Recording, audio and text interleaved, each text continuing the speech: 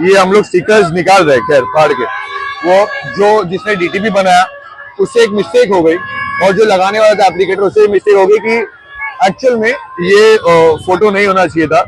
ये दिख रहा है गुम्बद मदीने मुनव्वरा का, बट ये है ही नहीं।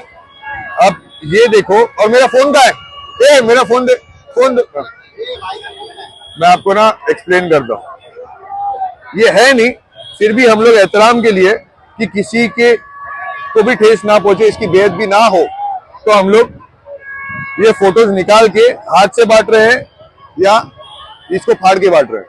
तो ये है मदीने मुनव्वरा के गुम्बद का फोटो एक्चुअल में, और यहाँ पे चांद तारा। ये मदीने मुनव्वरा का है नहीं, बट लोगों को अगर इशू बनाना है या करना है या बेइज्जती का मामला है, तो हम लोग इस वजह से इसको फाड़ रहे हैं, ताकि कोई कंट्रोवर्सी ना हो और बेइज्जती ना हो। देखो हम लोग ऐसा फाड़ रहे हैं, परफेक्ट।